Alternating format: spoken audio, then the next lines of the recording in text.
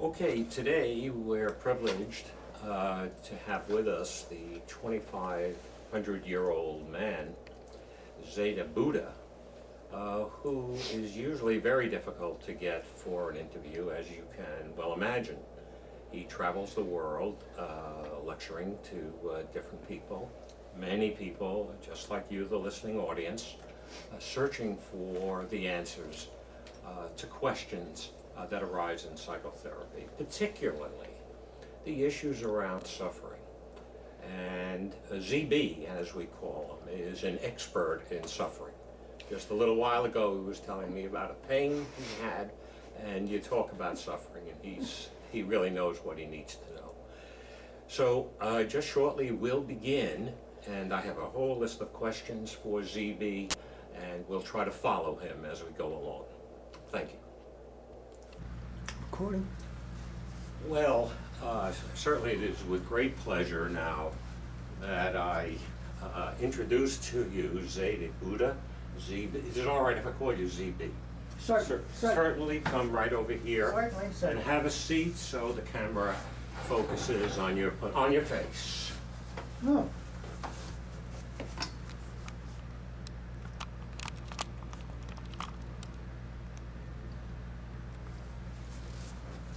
You're a master of even the electronics. Have a seat, sir. I've been around a long time. Yes, I noticed. Can you... I didn't like my shoes. Oh, they're Birkenstock? Birkenspiels. Birkenspiel. Yes, they were out of stock. And there you have, ladies and gentlemen, just a sample of the quick-wittedness of our guest today. Well, it certainly is a pleasure. We've waited a long time to really get a chance to interview you and really just learn about what your travels have shown you. Okay. The other part, though, I really have a couple of basic questions. Thank you, thank you. Oh, that's quite okay, yes. Good Boy, one. gets in the way of this. So mostly we'll be listening to how to help therapists in particular enable people to rid themselves of some of the suffering. So, how are you feeling today? First thought, ZB. Well, how can I be? At my age, everything hurts me. My side was hurting me, my feet hurt me, but I'm getting by. I'm glad to hear it. I'd like to discuss a little bit, several different things. How are things generally going for you? How you came to be called Zaida Buddha? And some of the things, you know, that you have learned from the early times. So, Okay. would you tell me? You told me a little bit to have a little notes. I may have to because I have a little pre-senile dementia. I understand. And so I have to maybe refer to my notes a little bit. Go right ahead. But We're it's really- okay by me.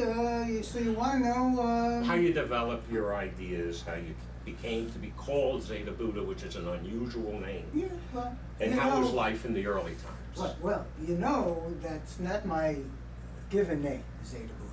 Uh-huh. My given name is Siddhartha. Oh, okay. My friends called me Sidney Gautama. It used to be Sidney Gautamowitz. What happened? Well, but my father, he was like an anti-Semite. And because the other kings didn't like the Gautamowitz, he changed his name to Gautama. He got rid of the wits, so he lost his wits. He's lost his wits. He lost his wits. So, your father was a king, is that correct? Oh, yes. Oh, yes. Well, so let me see if I understand this. That would make you a Jewish Buddhist prince. Is that correct? I'm a Jubal prince. Juru. Do people find that offensive when you use that term? Who cares? Who cares? It's good to be the prince. All right, so let me ask you a question. Here you were leading a very good life, and somehow you gave it all up. How so? No doubt about it, life was good. Life was good. I was married. I had a kid. A little kvetchy.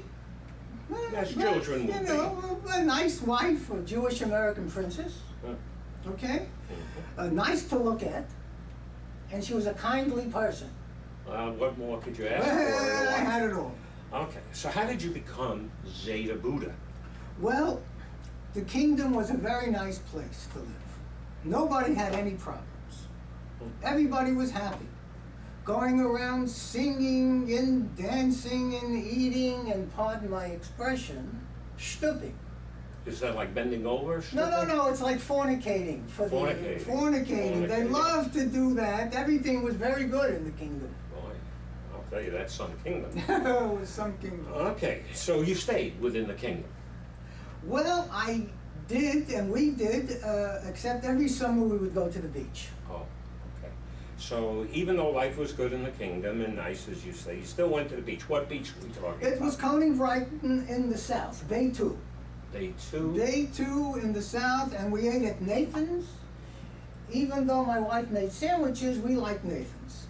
You mean Nathan's was still around back then?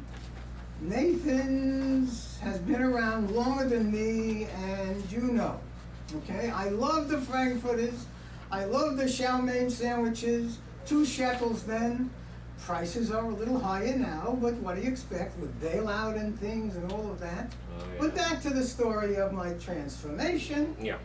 So we would travel outside the kingdom. I was told never to look out the carriage. My eyes would hurt. I would see something unpleasant. But you were just a kid, you would have to look. Well, but my parents were overprotective, being of my ethnic background, you see. And you know, when I was a kid, I did what my parents told me. But as I grew older, I started to wonder why. Why you couldn't look out? Why I couldn't look out? They said, don't look out, don't look out, don't look out. So one day, when no one was looking, I peeked, being the rebellious son of a gun that I was, and what I saw was terrible. And what was that? What did you see? I couldn't believe it. People on crutches, begging on the side of the road, small shacks to live in, people yelling and screaming at each other, being jealous and mean, fighting and hurting each other. Everyone was talking about bottom lines. It didn't look good to me, so I decided to look into this, so I left the kingdom. So you left the kingdom, everything you left behind, just to see what's happening outside. Yeah, because something was pulling me out there, and I said, this is wrong, something is not right with the way things are in the world. So I left the wife and the kids, and my parents and my friends. I just left, and I kept singing, 50 Ways to Leave the Kingdom. That Simon Bard wrote that, you know, Simon. Get off the bus, Gus, take a hike, Mike. Be a good kid, Sid. You know the song? Yeah, I think I know the song, but a slightly different version. But go ahead, tell me what happened. Well, I started to roam the countryside, trying to figure out why people were so unhappy, and what could be done about it. Even though I was rebellious, my mother told me to have rahmunis, Sympathy. sympathy for people. Oh, okay. Okay? And that's the word, and I did. I wanted to help. You blame me? I wanted to help. No, didn't I? I don't blame you. So what did you learn as you leave? You leave the comfort of your kingdom to go out into this world that looks like it's going to be miserable. What did you learn? Well, it took a while. My feet started to hurt, but I pushed on. I went to the learned people, the yogis and the priests and the rabbis, but no one could really help me understand why people were suffering. In fact, I went to one very learned rabbi and asked why all the suffering, and all he could tell me was Buddhism, Schmoodism, so I left and I kept searching. Oh, why was that? Why couldn't a learned person like this rabbi give you the secret? They didn't have it. They had their own problems. All they could say was, that's the way life is, bad things happen to good people, all kinds of what we call bullshit. They had little to offer. Yeah. I know if people had physical pain, it makes it hard. But even the people who weren't disabled in body were unhappy in their minds. Yeah. They seemed depressed and anxious and angry all the time. People yelled at me. They threw stones at me when I asked certain questions. I had a question like, who are you after you finish being who you think you are? They would almost kill me with that question. So I kept asking. They thought I was crazy. I just might be the lunatic they were looking for. Another little ditty. Okay? Very good. Okay. So Yeah, just so you were quite a nudnik here. Yes, I was a pain in the ass. In other words, I was a didn't pain want in to the say ass. that. Well, but, I know you're a very nice person. You don't like to insult people, but I was a real pain in the ass. You were truly also very provocative here, and I could see, you know, how that could be. But go ahead on, tell me some more. So one day I decided to ask about how people coped with all of their misery. Yeah. You know, you have to cope with your misery. Yeah. I know people are miserable, but how do you cope? So they told me they use drugs to make themselves happy. Oh boy. They use alcohol and drugs and pot and marijuana and painkillers, including LSD. And they would go to doctors who would give them medication for the anxiety and depression and general unhappiness. Mm. Well, I know about medication. I know about pot. LSD gets a little serious, and then we begin to talk somewhat about the addiction. You know about the addiction? Yes, I'm up to date. Oh, okay. But finally, I met one old gent. He was lying on a blanket. He was surrounded by people serving him, waiting on him. He seemed very happy. Huh? And what did he tell you? Well, he's a nice fat old guy, he says to me, and I'll never forget. And what was that? What did he say that you don't He forget? told me LSD could be useful. He said, if given under the right circumstances, well, to tell you the truth, I told you I was rebellious. I once tried a mushroom. And it was nice, it was a little interesting, the world moved a little bit, but once was enough. LSD, on the other hand, that couldn't be good for a person. It can make a person crazy. The old man told me that if you really want to find peace, you could take LSD under the guidance of a teacher. Yes. And visit God, but you couldn't stay.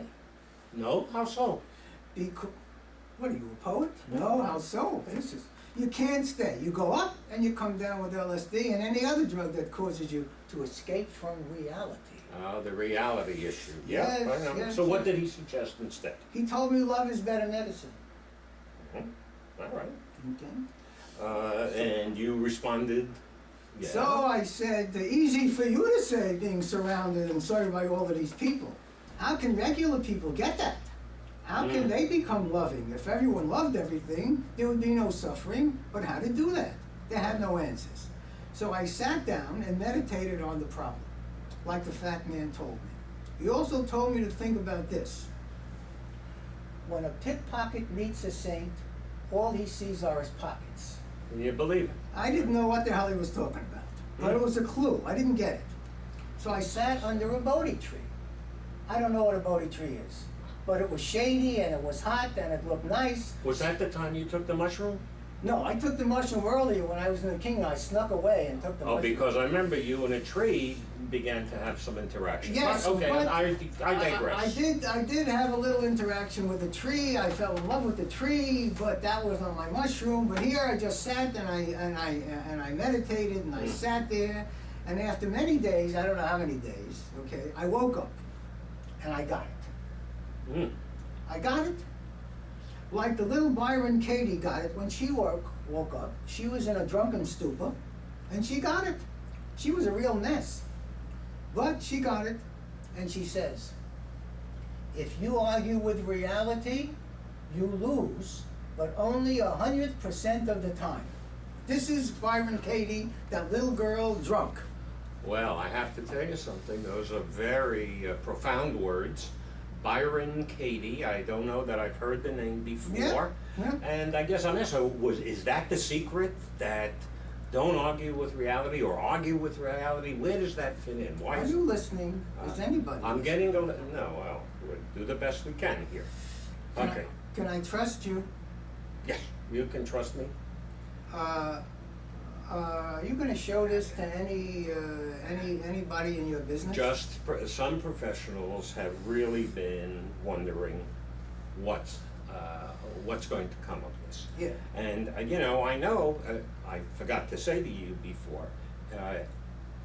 Anybody watching here wants the secret, and you're worried about that. I know. Yes, because you're a little weird yourself. You're a nice person. Wow. But you look a little weird, and I don't know I can trust the people that you hang out with, okay? You know, they'll steal it. They could. They could steal it, and they call it their own. You know how people are. Every time a good idea comes, other people say it's crazy. Then they say it might be useful. Then they say we knew it all the time. They co-opt it as theirs. And that's what they've been doing all the time. Even though we know there's a lot of bullshit, you should pardon the vernacular. Well, I would like to convince you that we can be trusted.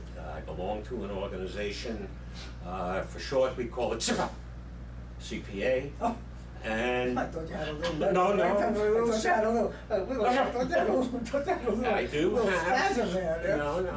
I very keen of you to pick up. I have a little Tourette. That's very funny. Okay, so, but I think they can be trusted, and you can talk whatever the secret is. Go ahead. Maybe here goes. Okay, yes, the Katie girl got it. Yeah. Her spirituality of reality. Don't argue with what is. But there's more.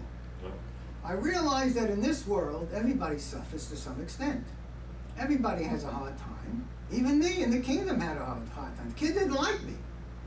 They would pick on me. I was a prince. I was a little nerdy. And they would pick on me. So I suffered.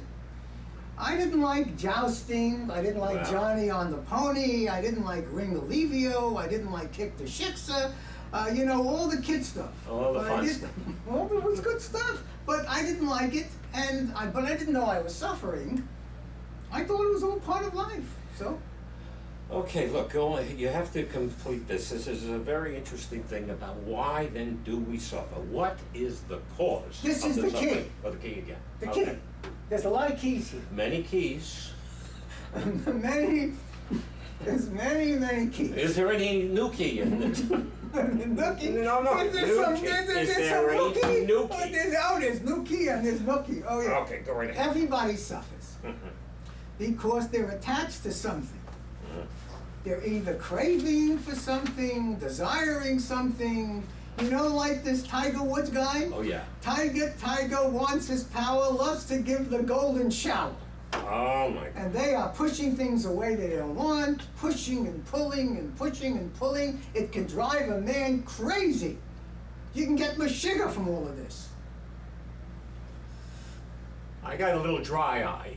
You got a little dry eye. So I got a little pie in the eye and a dry eye. A little dry eye. I need to do. Are you crying? Oh, now I'm there's a talking whole... to you and it's making you cry. I'm well, sorry. not really. This is as close to suffering as I've been, actually. So, yeah, but you hang out with me and yes, you you'll know what suffering really is. Look, I realize we all have problems, but go on with your approach, if that's what you want to call it. So you think that you wanted the secret, is that it? Okay. Well, how does it come about, this suffering? To tell the truth, these helpers that you call are helping people, yeah, they're also Meshuggah.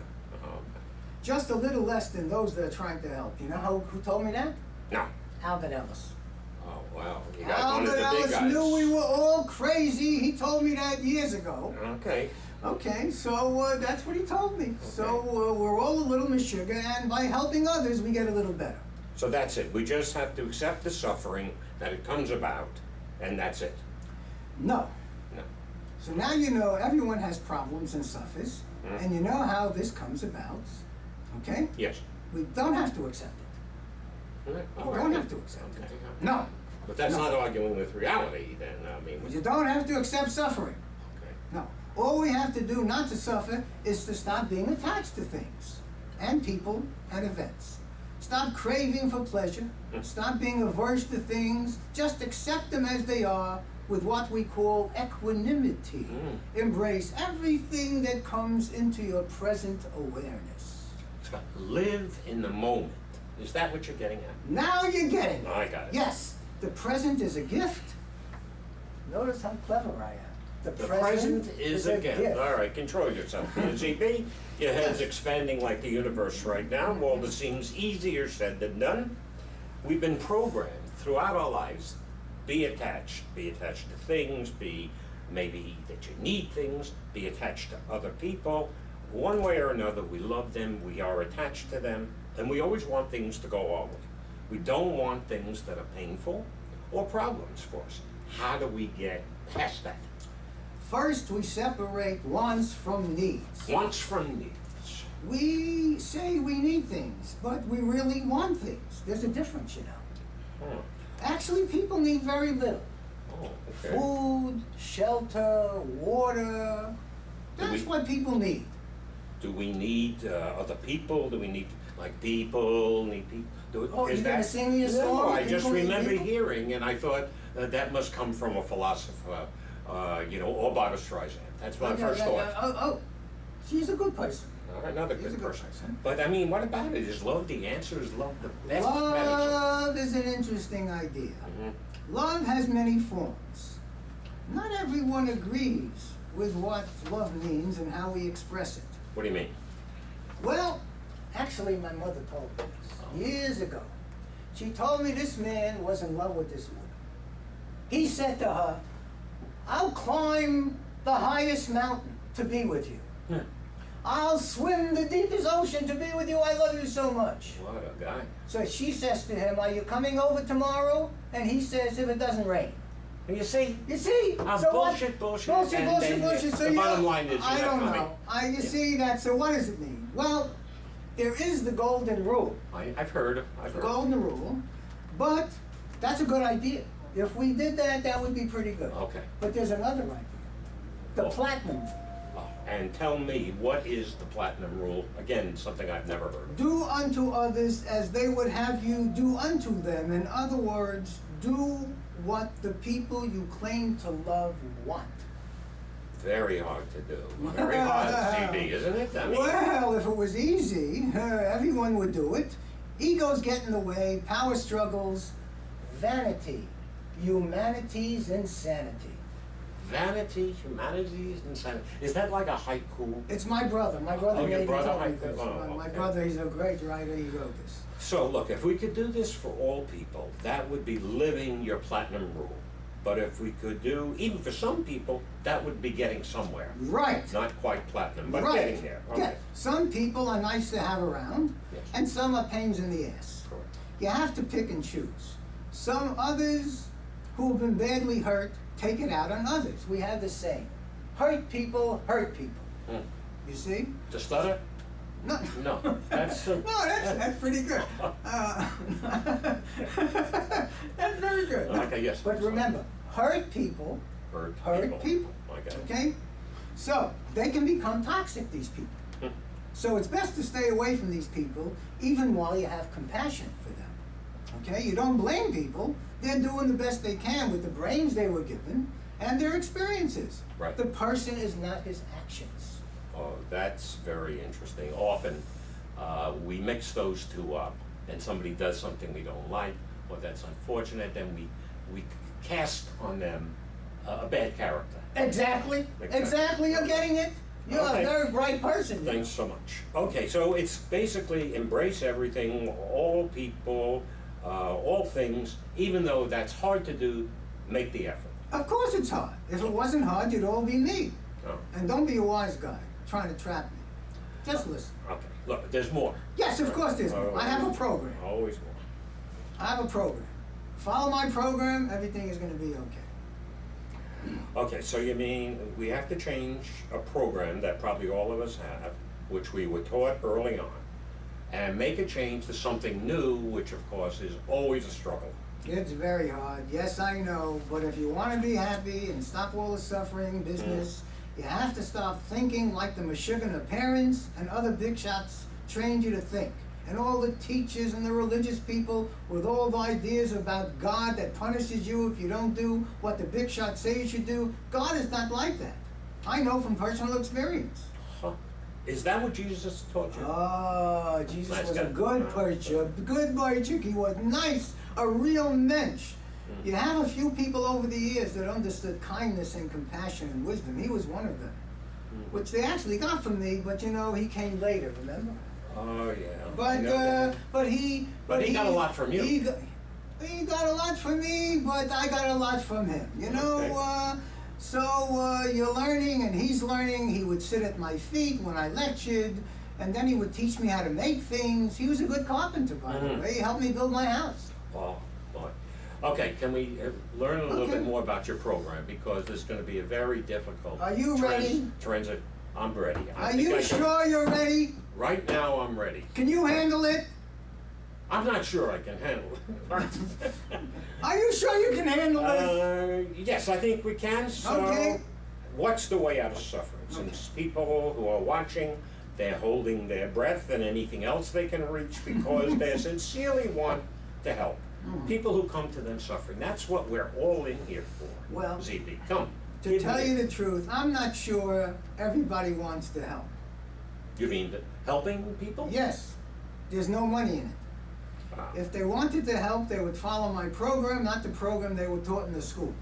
Okay, and what programs do you feel were not helpful that many therapists were taught? And I know this is an area that really inflames you. This inflames. Yes. This burns to the core. It burns.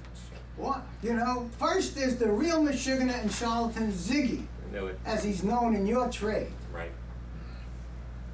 So? Why do you say such a thing? Freud was one of the great teachers, helped the whole field of psychology, psychotherapy, a genius. The man was a All genius. bullshit, he made it all up. How so? I mean, you're talking volumes he's written. Volumes, he could write all he wants. You come to his office, it was a smelly office, by the way. You lie down on an old couch, you talk for 50 minutes, he didn't even give you a full hour. He sits behind you snoozing. The next thing you hear is, time's up, I'll see you tomorrow.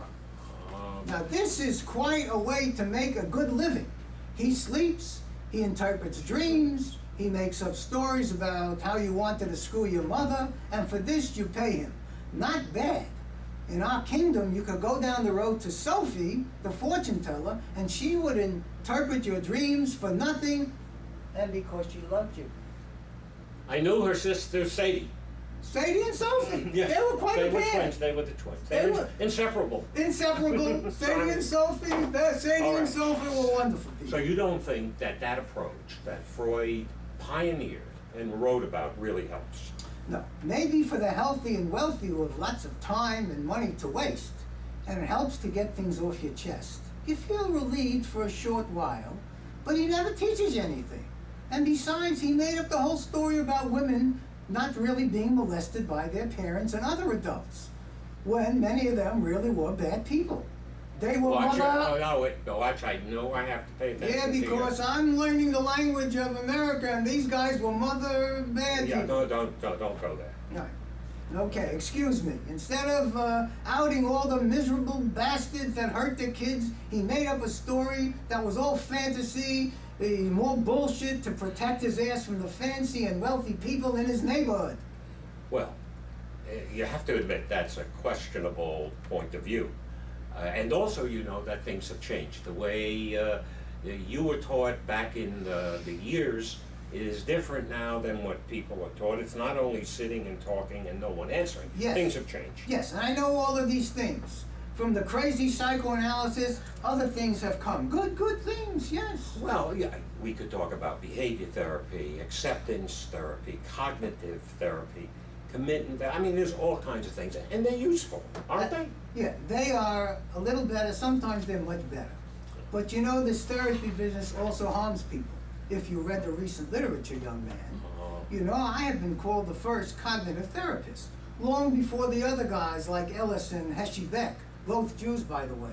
We got the field pretty much wrapped up here, you know. What do you mean? And there's something kind of arrogant about you're the first cognitive therapist. Don't you think that's a little outrageous? Well, if you got it, flaunt it. So, well, what do you mean? What do you mean? What You didn't let me finish with my program, the Eightfold Path to the Relief of Suffering. Okay, eightfold. Eightfold, yes. You gotta do work in therapy. And so, well, you want to know what that involves? Well, let me hear it. I mean, you know, I know work is involved, but let me hear eight. 8 attributes. Let me hear. Okay. You have to have the right view. You have to have the right intention. Right speech, right action, right livelihood. You can't be greedy, right? Mm-hmm. Right effort, right mindfulness, right concentration. These are the basics for the program that leads to wisdom, empathy, which means feeling for the suffering of others, and compassion means the desire to relieve the suffering of others. If we could do this and help people do this, we can make strides in real healing of emotional pain. Wow. So empathy and compassion, which clearly I think most people would agree is critical. So how we talk to people, how we treat them is really important in bringing peace to them and peace to ourselves. And mindful listening. Mm. The mindfulness thing that you recently discovered in your fancy field has been part of our program for 2,500 years. Kabat-Zinn didn't do this? What's his name? John Kabat-Zinn, a He nice did? person. He didn't start this? Are you a sugar? No. We've been doing this for 2,500 years, and even William James, 110 years ago, knew how much the Buddhists had to offer, and no one really listened to him too much. Okay. Okay, so? Okay, so then talking with well-meaning intention is valuable. That's part of the alliance that you start in therapy, and that we're taught, and research shows this is important. You would agree with that? Yes, now you're very talking smart. Okay, You're okay. smart. That's A good. word is dead when it is said, some say. I say it just begins to live that day. Woo. You said this? No. Oh. It was this hermit Emily Dickinson, a sweet and wise but a recluse. My path means being a real mensch. You also have to realize that we create reality. Wow. So these things are all nice, they're wise things, but what does it mean?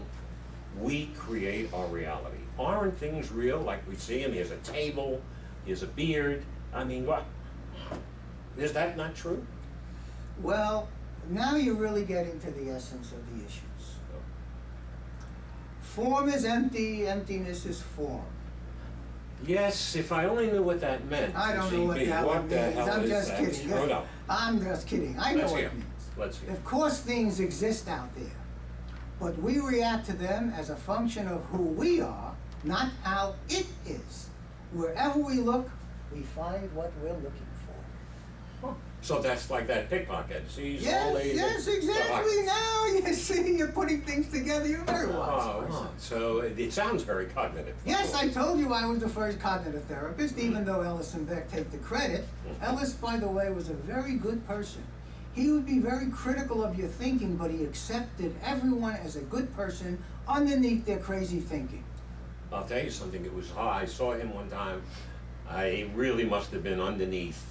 Because he was brutal. He was brutal Yeah. because my wife once went to him and he chastised her for reading some Michigan stuff, but he always loved her and he loved everybody who came to him. Well, that's very good to know.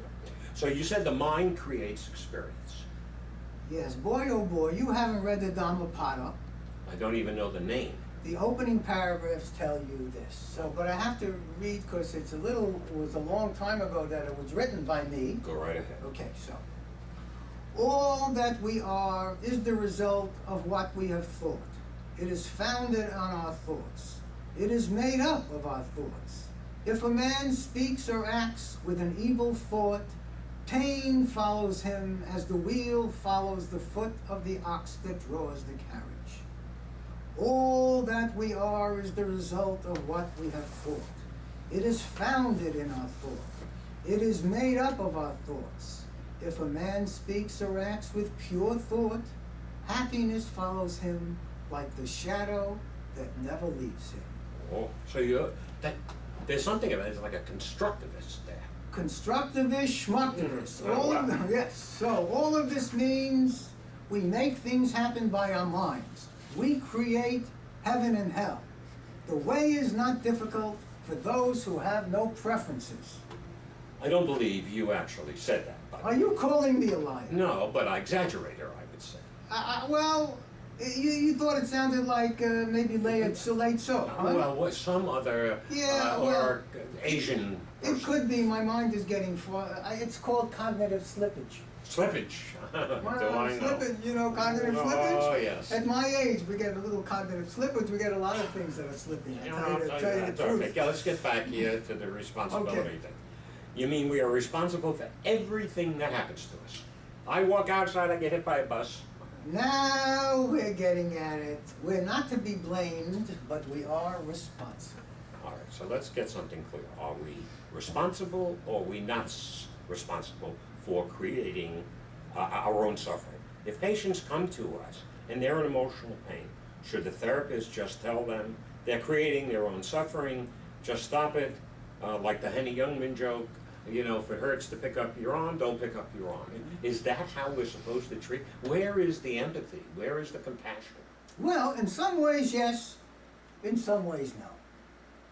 Okay, you know, I'm Jubu, and there's also on the one hand this, and on the other hand that. Okay. The Simon fellow, he wrote another song, That Crazy Good is Good. And he tells a story a different way. Maybe you'll get it. All right, let me hear, because I know you're a devotee Yes, I'm a devotee. of Simon. Yes. He had a Graceland album, a nice album. What was it that Simon says? Simon said do this, Simon said do that. I remember that. You remember Okay, that? yeah. Okay, but it made a lot of money for him, and he shafted Garfunkel, by the way, but I digress. Oh. There's a song on that called Gumboots. He says, breakdowns come and breakdowns go. What are you going to do about it is what I want to know. Is this a good idea, ZB? I mean, to go about it this way? What's he telling us? Well, he's really telling us that bad things, even those things we don't create by our minds, like accidents and illness and travesties, bad things others do to us, we have to take responsibility for doing what we can to change them when we can. So sometimes we do create our suffering by our minds, making cognitive errors. You should please excuse me for saying that. And sometimes we don't. We also need to take responsibility for changing our life when we want to and when we can. Very familiar ring to that, like the Serenity Prayer, from the old Steps program. And then there were brothers, you know, the Step Brothers. The Step Brothers, I love the Step Brothers. Oh, I would watch them in the movies. And Could they dance move? and dance Could they and move? dance All and right, dance. let's get that going. Okay. What about this damn Potter? But you see, not the damn Potter. Oh, I'm sorry. It's the Dhammapada. You see, you read the big book of the Alcoholics Anonymous, Right, but right. you didn't read the Dhammapada. Okay. What are things coming to? But the prayer is good stuff. You should say it every day. Okay, good. But look, patients come to the helpers wanting to get over their problems and stop the suffering. We can agree on that part, yes? Yes. Okay. So? But there's a rub. Do they really want to solve the problems, or do they want to solve their problems? Do they want to solve their problems, or they really want to solve? Okay, I think I'm getting it, although it's a very slippery concept. Sometimes they really want to change, sometimes they want to suffer as victims, they want to focus on all the bad things that have happened to them. There's a Carolyn Miss who discusses a phenomenon she calls this victimology. Very bright person. Okay. Some clients play wooden leg. Wooden leg. Wooden leg. What do you expect? I have a wooden leg. It's a Oh. game. It's a racket. Transactional analysis discusses this. So even if a patient wants to want, isn't it the responsibility of the therapist to help them get to the wanting and then help them to achieve their goals? Goals. Is that what therapists do? Do they contract with their patients to No. help them reach their goals? No. Or do all these people actually spell this out when each of them takes responsibility for their part in the helping process to reach their goals? And do they do this as quickly as possible? Well, you mean doing it fast or doing it efficiently or Yes. That's like a key. In one session, if possible. Impossible. It's Impossible. Not impossible. If you want to keep a private practice, you don't see somebody for one time. That is the problem. Oh, okay. Are you interested in making money? Which I understand, you have to Okay. support your family. All right? But if you could cure somebody in one session, I would do it. you should do that. Okay. And if they Okay. don't cure them in one session, they should spend the rest of the week trying to figure out why. Okay, so we understand the suffering getting dealt with very quickly. It sounds like you've really done a lot of thinking. You on this. betcha. Okay. You betcha. What's that? What's her name? Sarah Palin says that. I You knew it. betcha. Is this your own idea? Or did someone else discover this and you've picked up on it like you Well, I usually do? look at a lot of people. Eric Byrne actually said this. He developed this transactional analysis idea. A good man died too early, but he used the Splinter story to describe how to do therapy. The Splinter story. You want to know how it goes? Oh, I certainly would. Well, it's a nice little story, and I have to make some notes because I don't want to misquote the man. No, no. Okay? No. So here's the splinter story. All right, let's hear. It seems a man begins to feel some pain in his leg, which I, by the way, have been feeling. I noticed, because of yes. this Is it the statin. Birkenspiel? No, it's not the Birkenspiels at all. It's the statin drugs that they gave me to help my cholesterol. Almost killed me. And so this man goes to several doctors for help. The pain, which started in his lower leg, had radiated to the rest of his body and caused him to act differently, to the point that his entire personality changed due to the pain and the fact that no one could help him. He was very frustrated. Yeah. He fell into despair, like I did recently. But he continued seeking help. He finally went to one doctor who told him he may be able to help him. It would take about 4 years with no guarantees. Somewhat like analytic work. You know how to analyze work work. it right in. You Okay, I get it. Yeah. After examining the patient, he didn't like that prognosis, so he goes to another doctor, and after examining him, the doctor told him he could help. He said the cause of the pain was a splinter. He proceeded to remove it. Okay? The pain vanished. The man's personality returned to previously happy state. Amazing. He got on with his life. Amazing. Burns says this is the way to do therapy. Find the splinter and remove it and cure the client. Well, I think it certainly, it sounds incredibly difficult to do. And the fact that people are much more complex than schlepping around with a splinter adds to it. And they have all kinds of personality issues. So that, in some ways, that's a simple story. Good. There he Yeah. goes again with the personality complex Okay. stuff. All right. I'm not the only person who thinks this way. Some of your own even feel it's a good idea to help people as soon as possible. Name somebody. Don't you read the brief therapy, the strategic therapy approaches agree with this idea? Much to the chagrin of the analysts out there, Jay Haley was the real person who knew about this. Okay, so there you go again, CB. You really got something against, all of the orthodox stuff. You come up with names that most people haven't read, and you're telling us, pay No. attention to this stuff. This Pay is the way. attention. I looked into this myself. I discovered, after I followed the analysts for a while, but then I felt betrayed. Were any of them Buddhists? Yeah, there are some Buddhist analysts, Yes. okay? They're a different breed, but most of the analysts are bullshit artists, and, okay, that's it. Okay. So that acceptance is not a big part of your theory. And even though you talk regarding compassionate behavior, ZB, what do you preach? Well, I do get a little pissed off sometimes because I'm not finished with myself. I have a ways to go. I'm not Jesus. I'm not, I haven't reached it. He was my student. Yeah. He was of an exalted thing. So my student, he taught me a lot. Even though I came up with the original ideas, I don't always live them. I realize that I create my own suffering when I'm judgmental. Shouldn't be judgmental. I'm not so sure. Shouldn't be judgmental. All right. Shoulda leads to shithood. There was another thing I remember hearing. Yes, Albert Ellis said that. Shithood leads to shoulդhood. No, shoulda leads to shithood. I always get it confused. No wonder nobody's getting better. Okay. So, when patients or yourself are faced with difficult situations, they can ask, what would Jesus or ZB do? Well, it's a good idea to ask that question. You can ask that Katie lady also. Byron Katie. Byron could help Katie. out.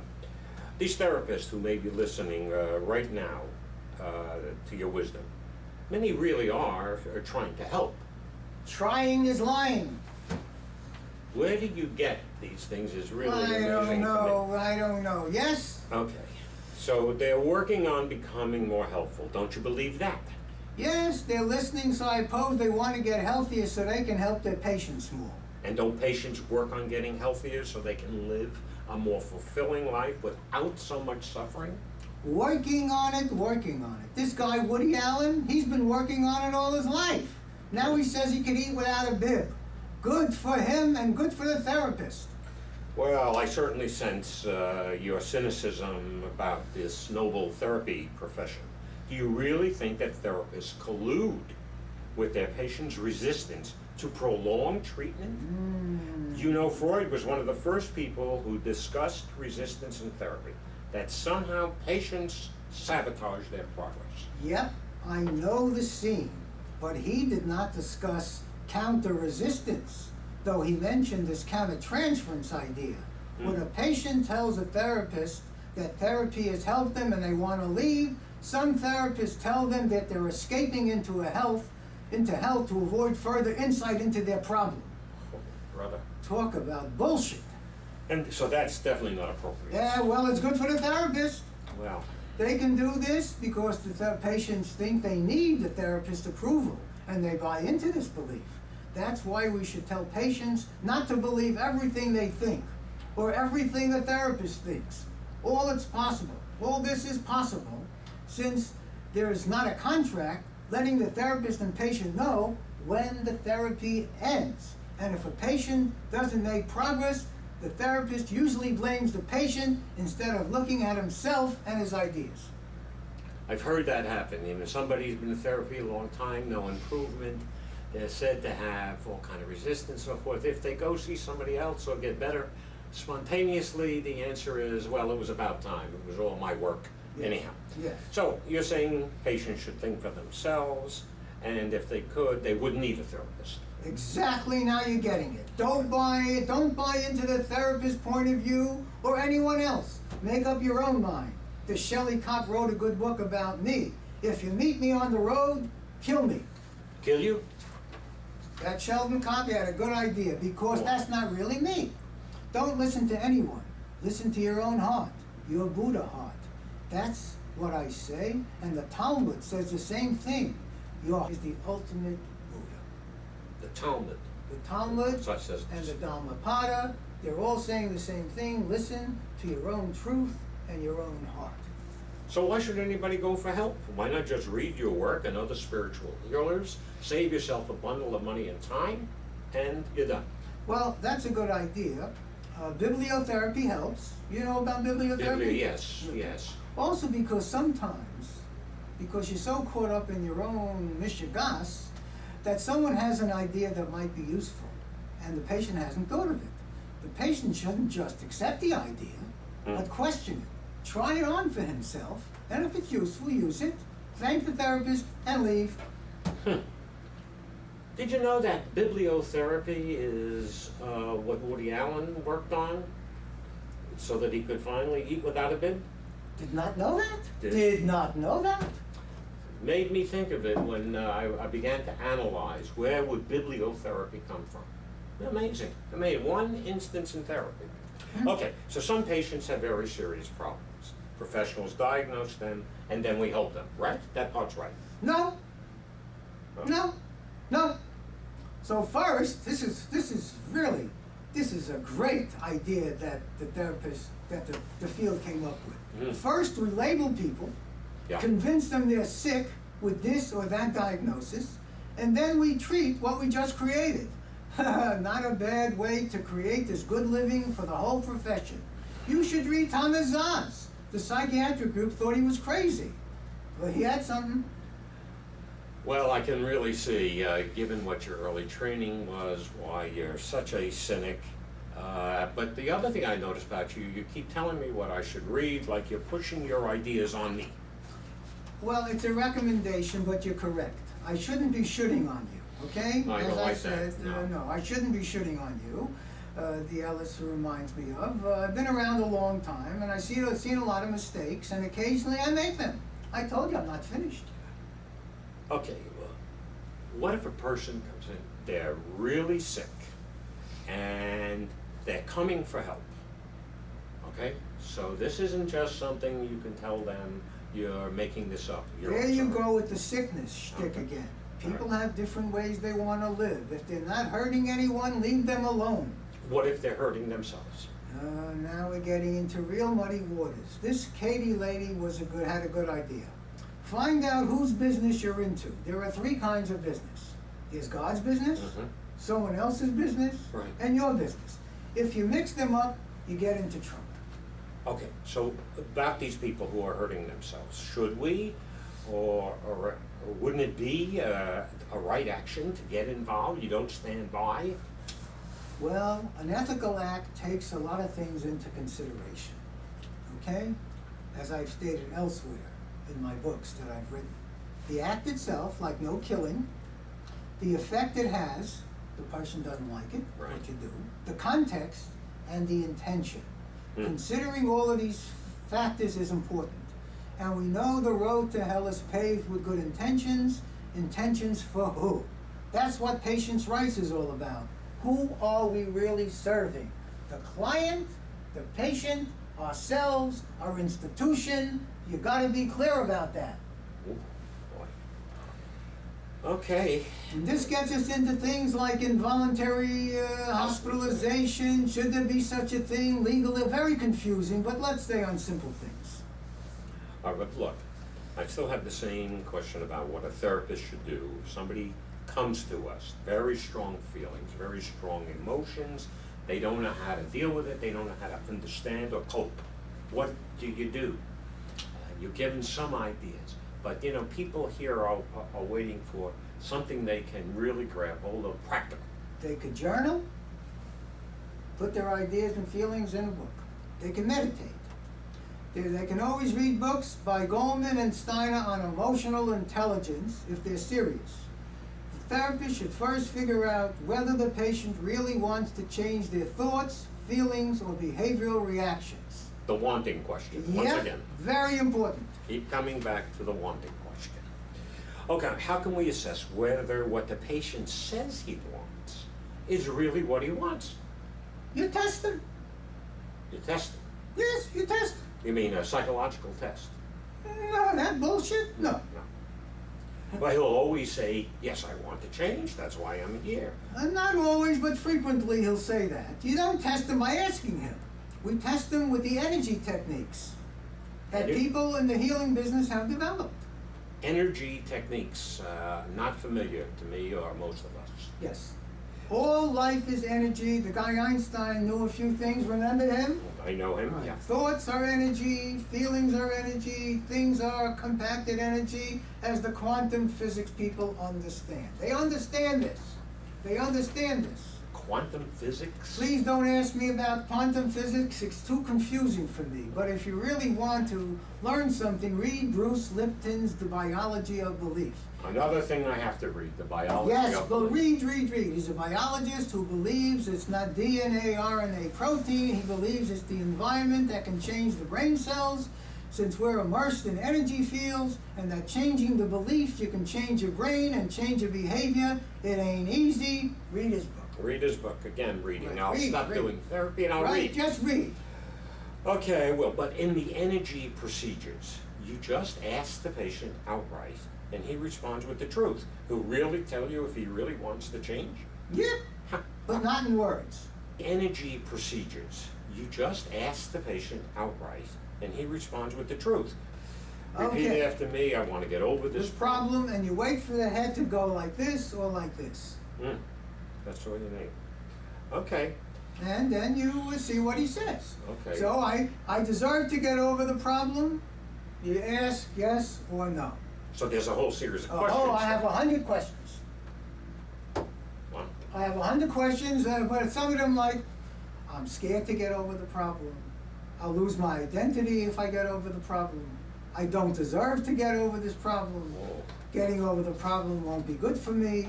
I have 100 or so questions. Huh. So for all of these are the things, depending on the answer, that's what's blocking them from getting healthy. Yes. And so do you have to analyze? There's no analyzing. That keeps the client in therapy forever. Analyzing his resistance.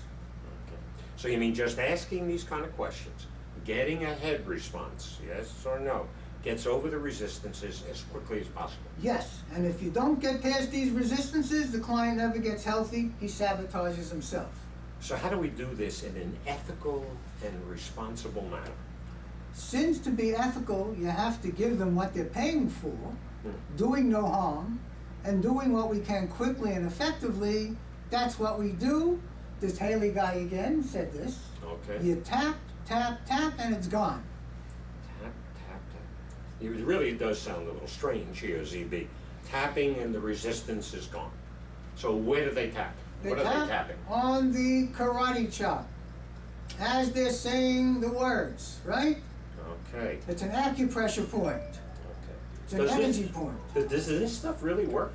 It doesn't work every time, but many times, and this quickens therapy, and the client gets on with his life. And this was a discovery of yours, of all of your wisdom. Well, I wish I could say that. I'm wise, but I don't have all the answers. Mm. Roger Callahan and Gary Craig was taught by Callahan, very wise, and now it's being used throughout the world. Some people are open to it. Maybe even some of the people listening to this might be open to it. Mm. Okay. What happens after the client no longer is resistant? How do you help him get over his problems now that he's overcome the resistance? Well, the truth of the matter is you guys have developed some techniques, a lot of techniques, okay? Mm-hmm. Okay. But the quickest way is to tap on the energy points while the client is thinking about his problem. Okay. Well, I have a feeling, ZB, we've spent a good deal of time on this. I'm sure the audience will have a lot of questions about this because it's very provocative, very strange indeed. Yes, it is. It is. And if we had people here to talk to, I have a friend, Ramdas, who taught me many things that I even have talked about today. And he said, because he knows that we all know the truth. So after he would give a lecture, he would say, let's pretend you have the questions and I have the answers. So let the games begin. Namaste. Namaste. ZB, I thank you very much for your time, and will you be around in the future to answer some? Well, only God knows what we have in store, but if you want to, I have a few ideas about male and female relationships that I would like to discuss with you. Perhaps in the next part of our series, we'll invite you back. Oh, I appreciate, I honor you, namaste again, Namaste which means I honor the place in you, which when you're resting in it, and I'm resting in my place, there's only one of us. What a way to end it. Thank you so very much much. once again. Okay, could you, we're going to disconnect now, and you have the magic button that you have to touch. Hey, don't touch my magic button. And your asking for. Don't. You touch my very much. magic button. Who knows what could happen if you touch my magic button.